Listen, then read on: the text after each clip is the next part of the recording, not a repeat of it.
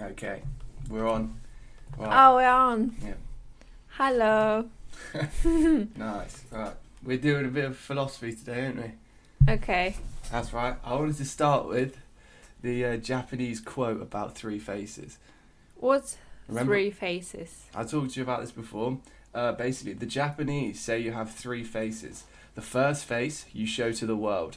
The second face you show to your close friends and family.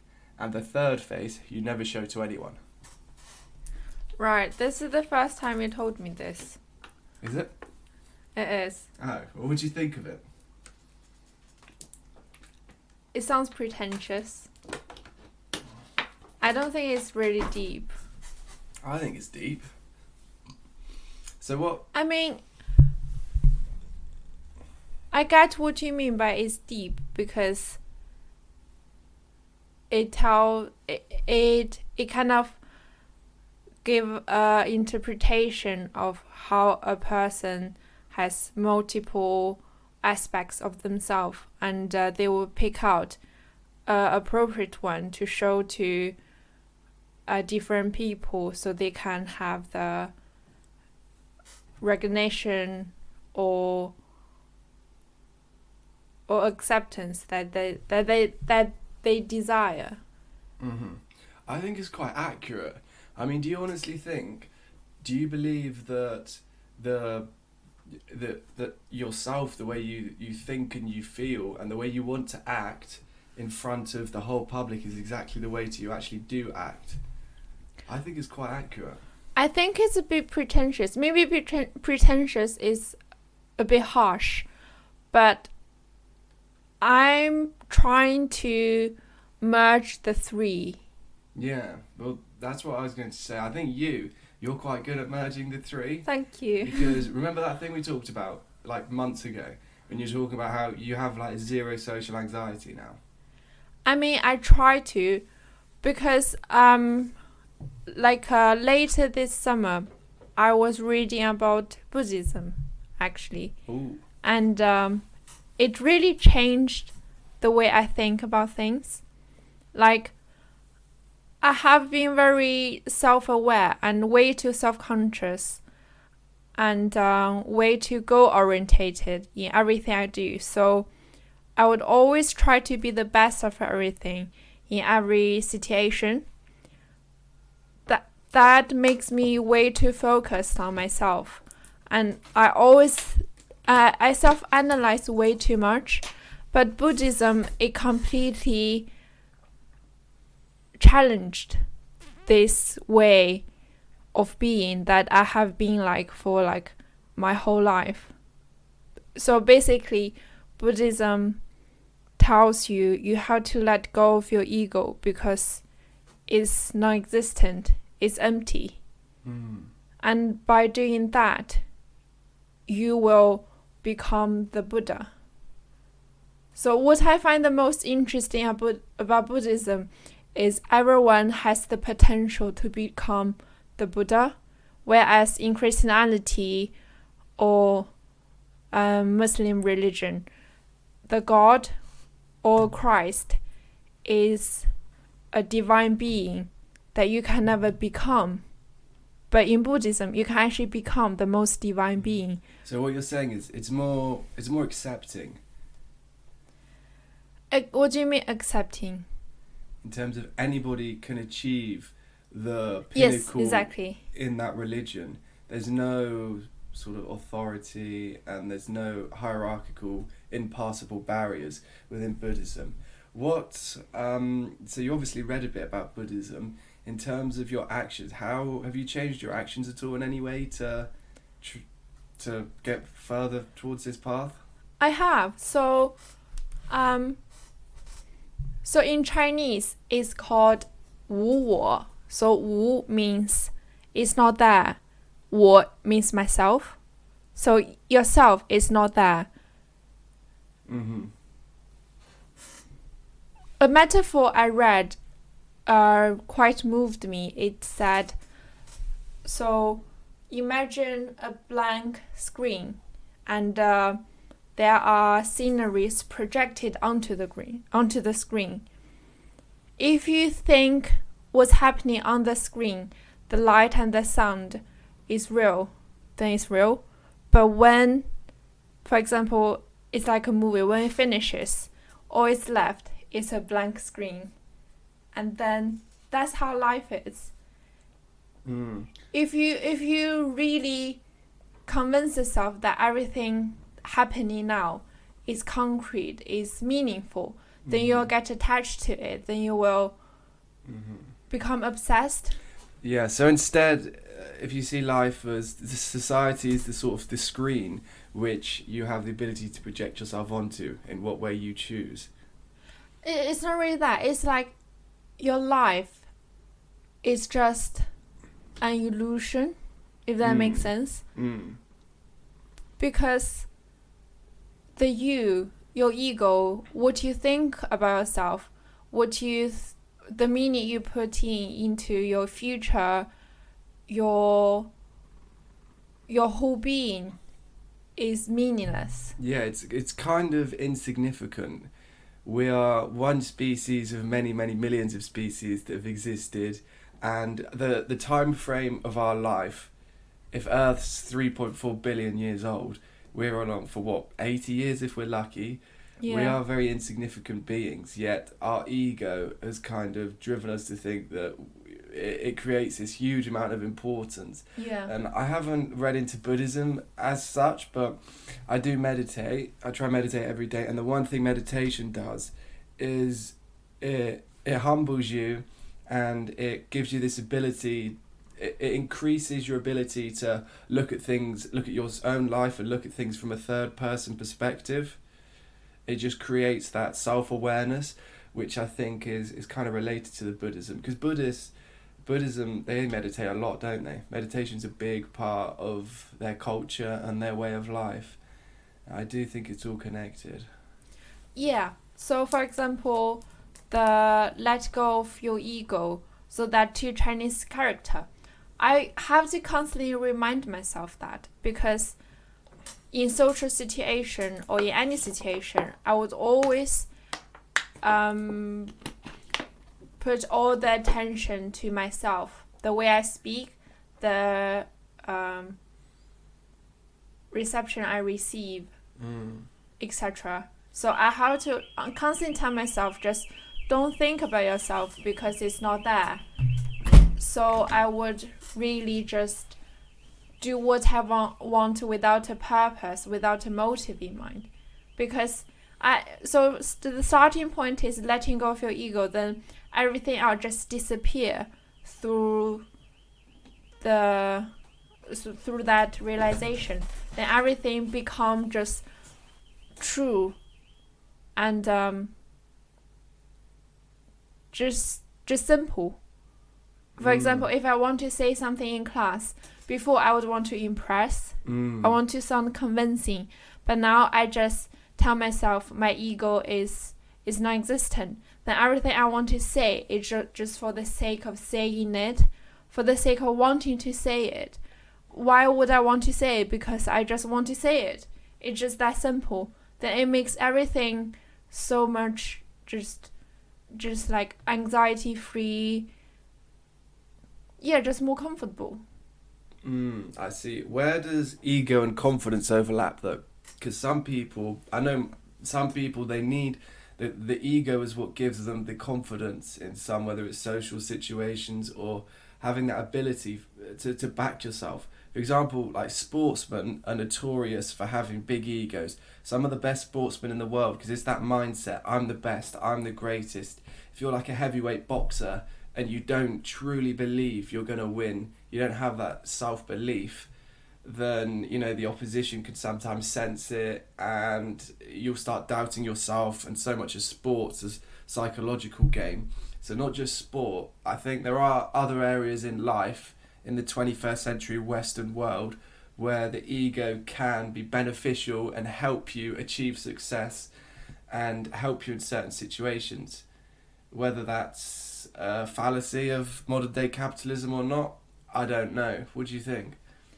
I feel like I can't really judge on that, because perhaps they used another ideology to back up their very self-obsessed ego, and then it leads to their success. But for me personally, I struggle with it.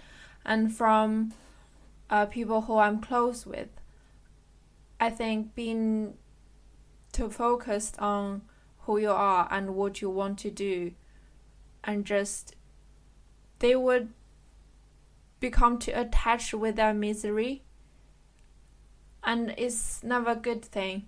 So for sportsmen, I don't know. I really don't know. Well, it's true. When you set yourself on such goals, and then once you've achieved it, like then what? But like cricketers, ex-professional cricketers, they have like some of the highest suicide rates out of any profession in the UK, because you have this feeling of nothingness, and you have this huge identity loss once you've achieved that goal, and once you have to retire and things, because you spent all your life wanting to be the best at this thing. Whether that's ego or not, I think ego comes into it a bit. But yeah, so your journey to Buddhism, are you going to continue it? Yeah. How has it changed how you've interacted recently? Like any events you've been to, any scenarios where you think you would have done it differently before your discovery of Buddhism? Well, for example, like in a class, I would be too self-conscious about anything I say. But now I just try to remind myself that it's not important. Let go of your ego, then just follow your heart. And follow your heart is also another important thing in Buddhism. So if you let go of your ego, how do you live? How do you live in this world for yourself? So just follow your heart. I think it sounds really cliche, but I think it's the problem with the English translation. It just sounds more authentic in Chinese. No, I like what you're saying. I know what you mean. And there's this quote from Kanye West, but still, it's not the point. He's saying so many people act through fear instead of through love in the world. I think you see it a lot during this transitionary period in life between becoming a student and working into the adult world. The number of people, they either want to be lawyers or bankers or join finance, and are they acting through fear because they're scared? Yeah, pretty much. Are they acting through fear because they don't want to be poor, and they want the money? They're fearful that they're going to appear as a loser in society and come across to their friends as unsuccessful? Or is that what they've really, really loved to do and what they really want to do in life?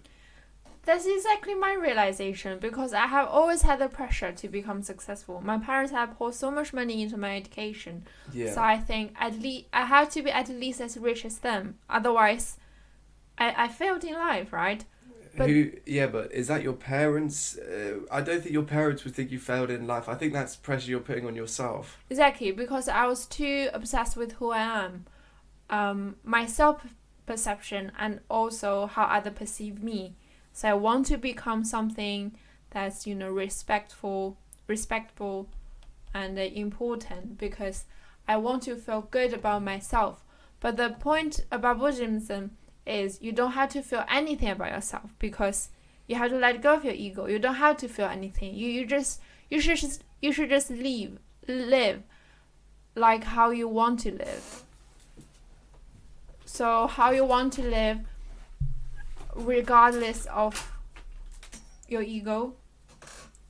No, I think I understand the pressures, but I do think that living in a rich country like the UK, there are more pressures for that financial success than some other countries. And if you're living in a much poorer country where everyone else around you is poor, as long as your quality of life isn't severely affected, as long as you still have access to food and you live in a nice environment, would you be happier? I think maybe I would if I lived near some nice beach and everyone was living on the same level had the same level of wealth. Everyone didn't have a lot of material things, but you live like on this 5-minute walk from this beautiful beach.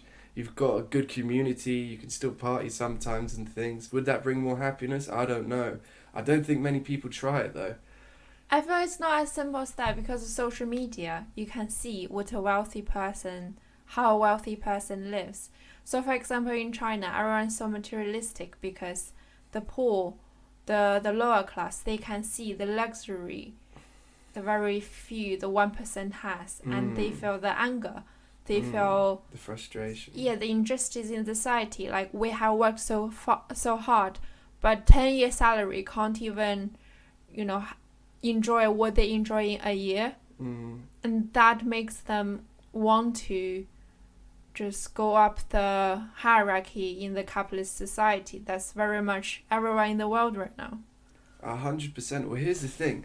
With the social media, it's only been around like 15 years, 10, 15 years. Never before in history has there been this window into another person's life whereas before the super poor would have never been able to have access to what these people are doing, being able to view how the super rich live.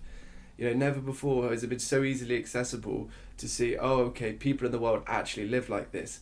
Think even like 80 years ago, before computers, nobody knew how the bourgeois, the super rich, were living unless you actually were there with them. Yet now everyone has access to this, and because it's just on Instagram and you see them, they go into restaurants, these people are normal, they're still people. Why can't, maybe I could do this?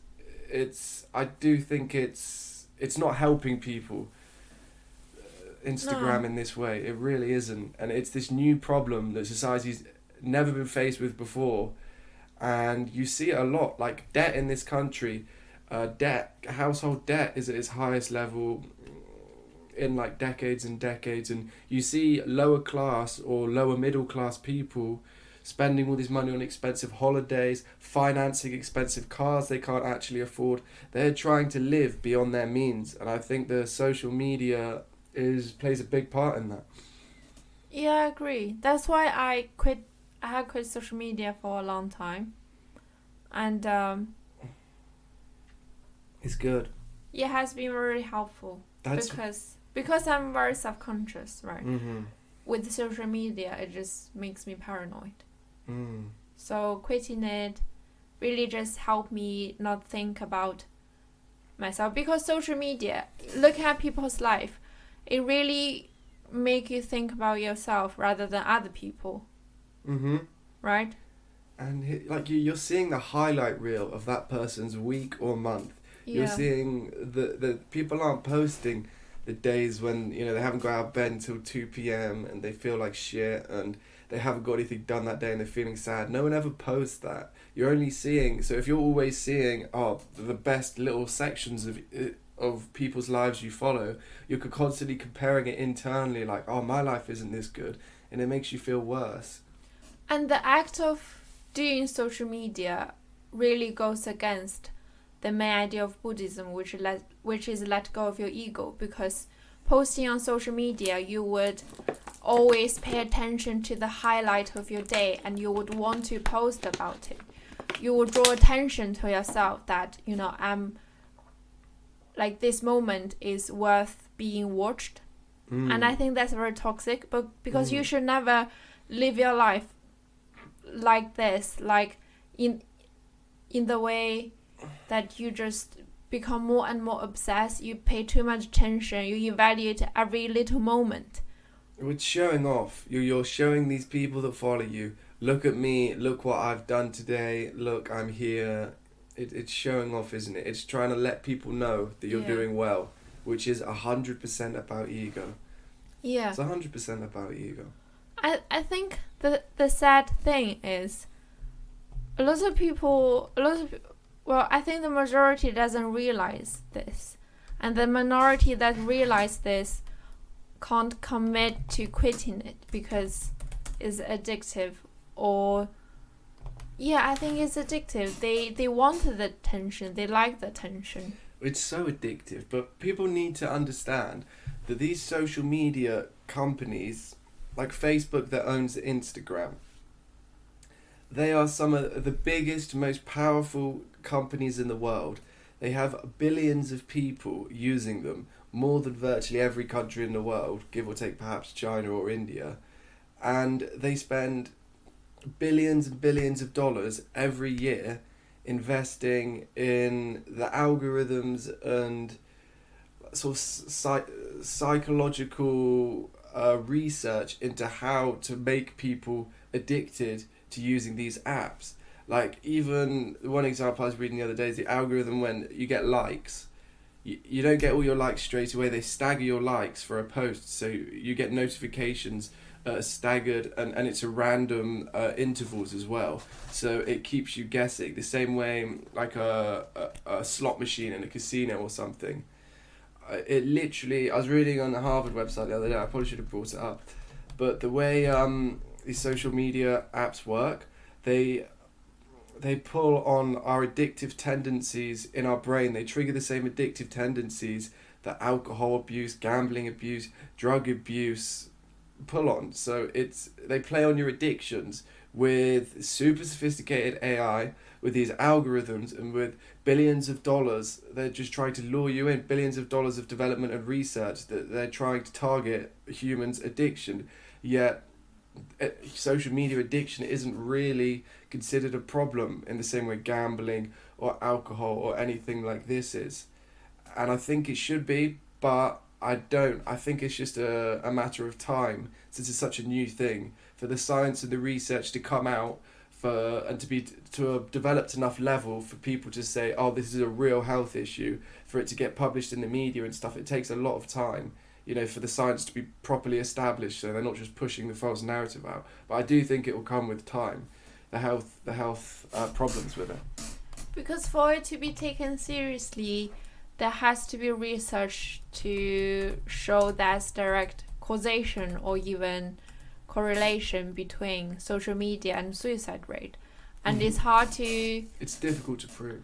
Yeah, it's hard to isolate social media as the direct cause of suicide.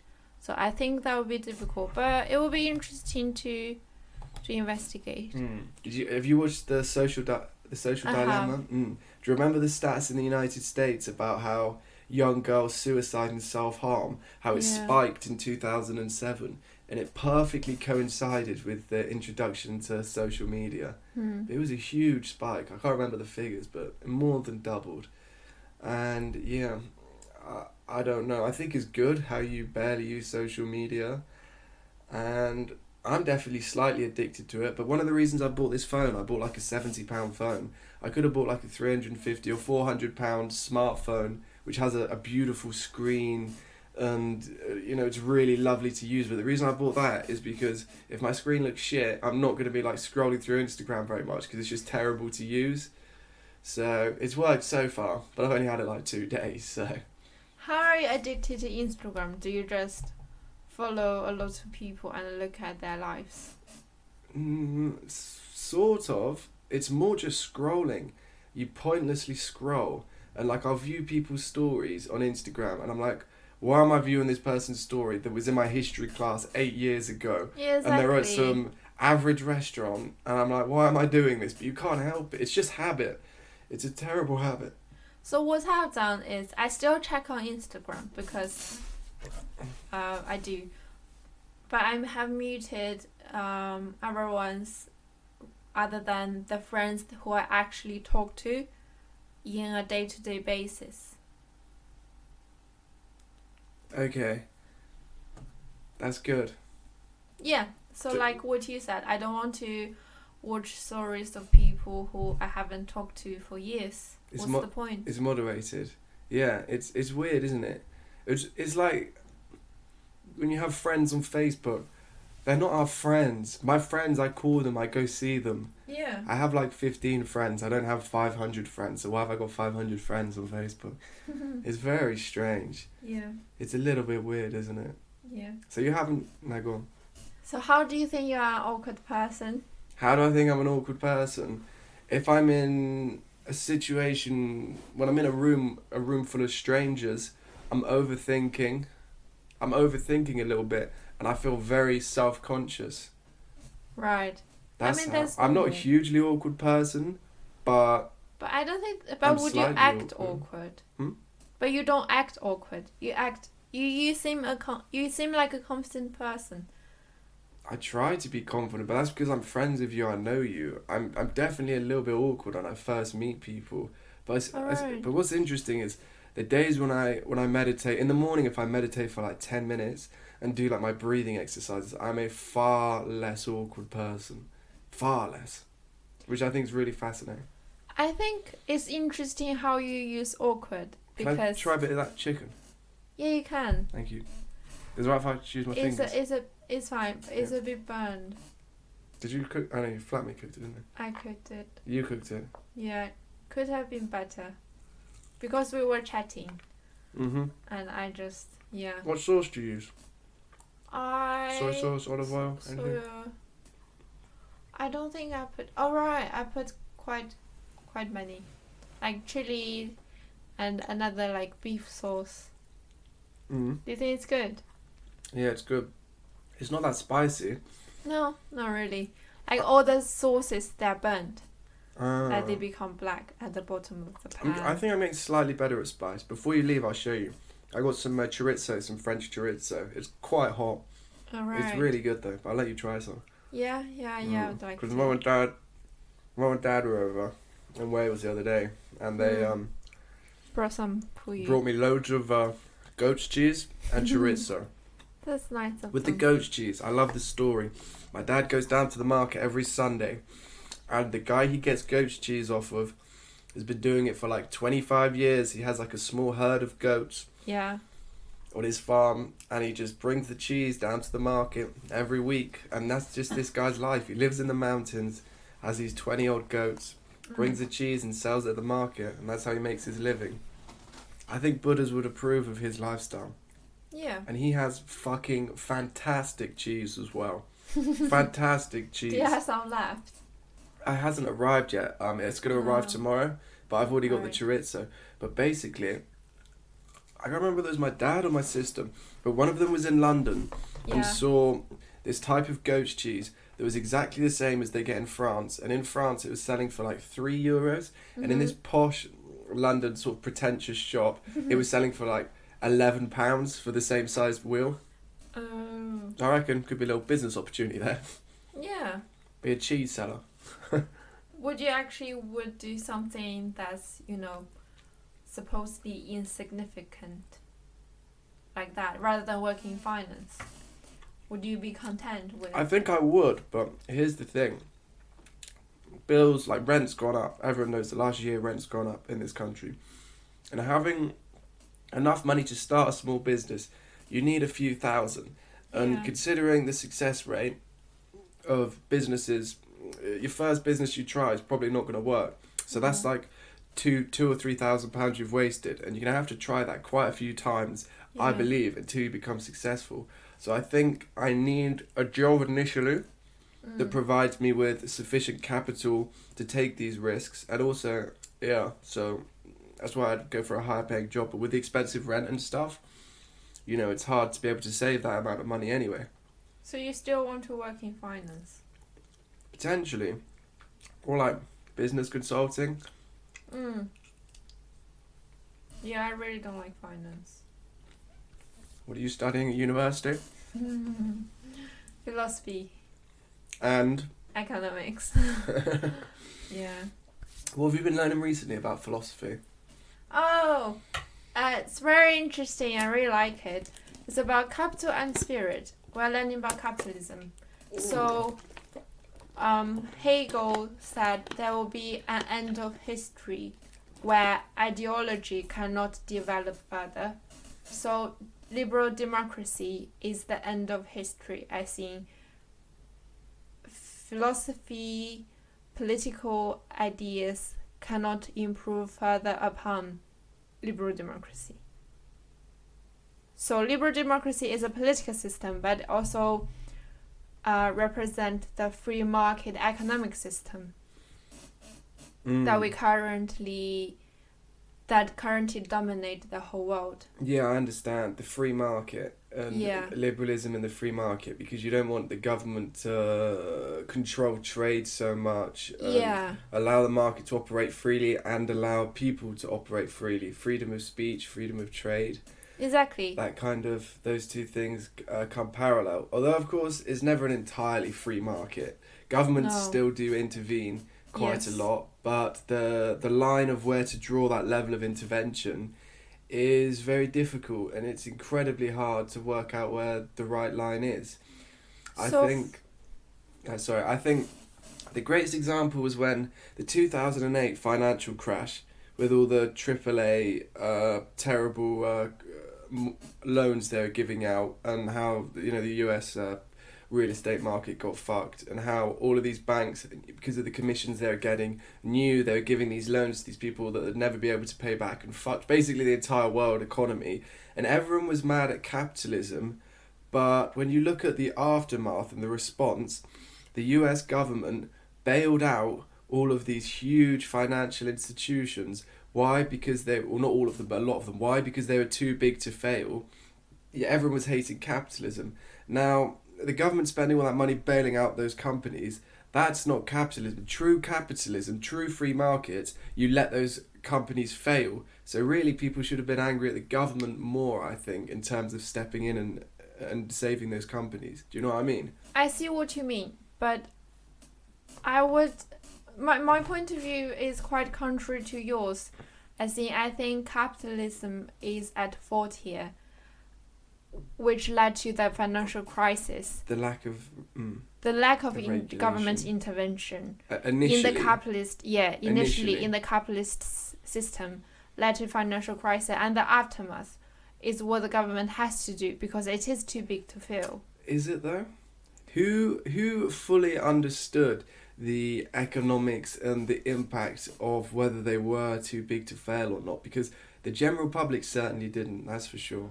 The economists who... You have to trust someone in the society to make the decision. The economists they're in the same industry as these companies that needed saving.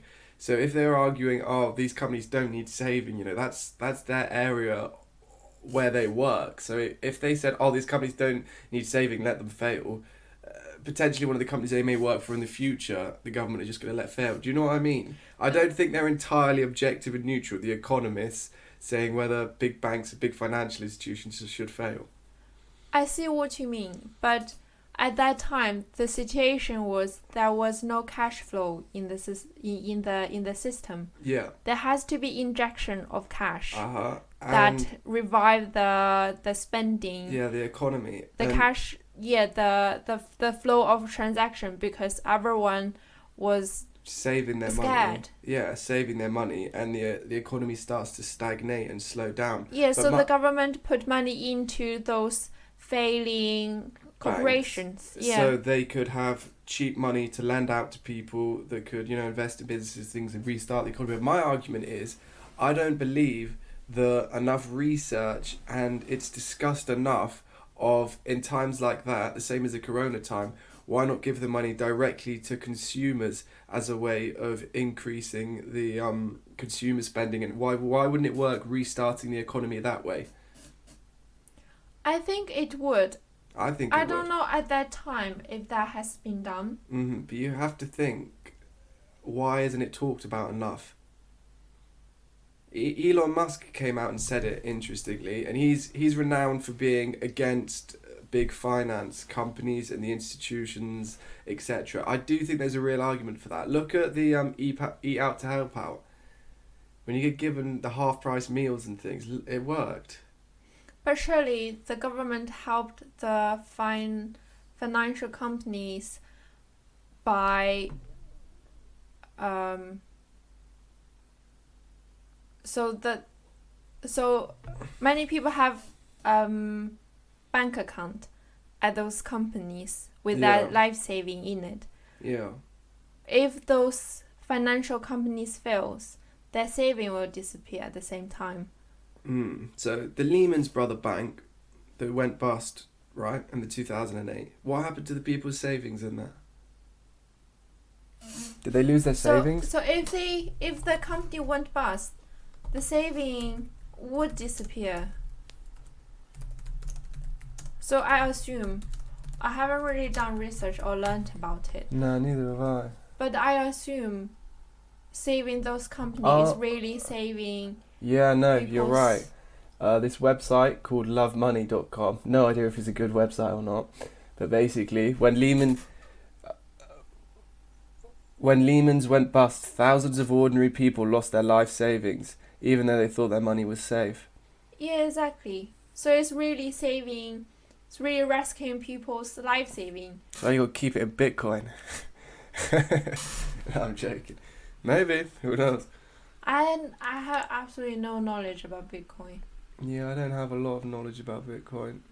But I don't know, I'd rather keep it. I do trust banks more than this cryptocurrency that no one knows who invented. Yeah, that is a good point then. So it's not just the institutions, it's all of the people's savings that get lost. I understand that, but why couldn't they have still let those institutions go bust, and instead of giving the money to those institutions, give it to the individuals who lost the savings, make up the exact savings they lost? Why would they do that? Because Wouldn't it be easier to just save the institution? Why? You could still be saving. You could be even saving and spending less money that way.